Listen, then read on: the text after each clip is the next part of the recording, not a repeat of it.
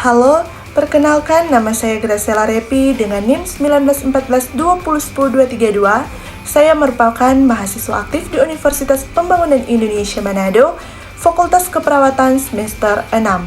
Pada saat ini, saya akan memberikan promosi kesehatan tentang asuhan keperawatan kegawat daruratan 3. Dan video ini saya buat untuk memenuhi salah satu tugas akhir dari mata kuliah Askep Kegawat Daruratan 3 di bawah dosen pengampu Nurse Ariska Eskep MKes.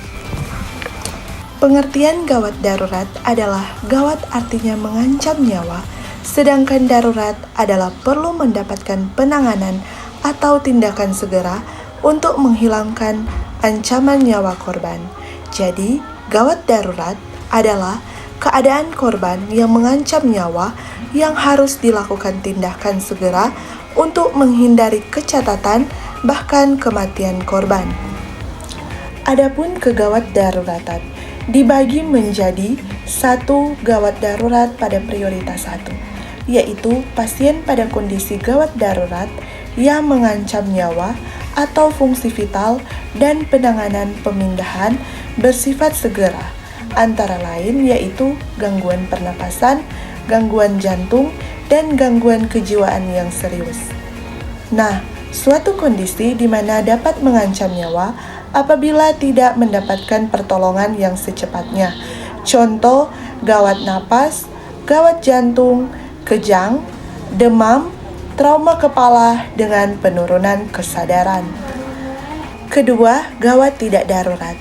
Pada prioritas kedua ini yaitu pasien dalam darurat yang perlu evaluasi secara menyeluruh dan ditangani oleh dokter untuk stabilisasi. Diagnosa dan terapi mictif potensial mengancam jiwa dan fungsi vital bila tidak segera ditangani dalam waktu yang singkat. Mendapatkan penanganan dalam pemindahan bersifat jangan terlambat. Antara lain, pasien dengan risiko shock, fraktur multiple pelvis, luka luas, dan gangguan kesadaran atau trauma kepala. Suatu kondisi di mana pasien berada pada kondisi gawat tetapi tidak darurat memerlukan tindakan darurat. Contohnya, kanker stadium lanjut. Yang ketiga, darurat tidak gawat. Pada prioritas 3 ini, pasien gawat darurat sembuh atau false emergency yang tidak memerlukan pemeriksaan dan perawatan segera. Pasien akibat musibah yang datang tiba-tiba tetapi tidak mengancam nyawa atau anggota badannya. Contoh, fraktur tulang tertutup. Selanjutnya, tidak gawat tidak darurat, yaitu pasien poliklinik yang datang ke IGD. Yang keempat, gawat darurat P1, di mana keadaan mengancam nyawa atau adanya gangguan ABC yang tidak perlu tindakan segera. Misalnya, cardiac arrest, penurunan kesadaran, trauma mayor, dan perdarahan yang hebat. Gawat tidak darurat P2, di mana keadaan mengancam nyawa tetapi tidak memerlukan tindakan darurat. Nah, telah dilakukan resusitasi, maka akan dilanjuti oleh dokter spesialis. Misalnya, pasien kanker lanjut, fraktur, sekosel, dan lainnya.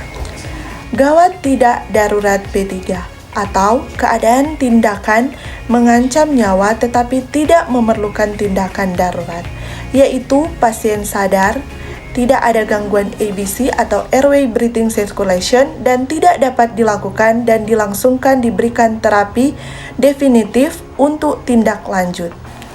Kemudian, pertolongan pertama gawat darurat adalah serangkaian usaha-usaha yang pertama yang dapat dilakukan pada kondisi gawat darurat dalam rangka menyelamatkan pasien dalam kematian.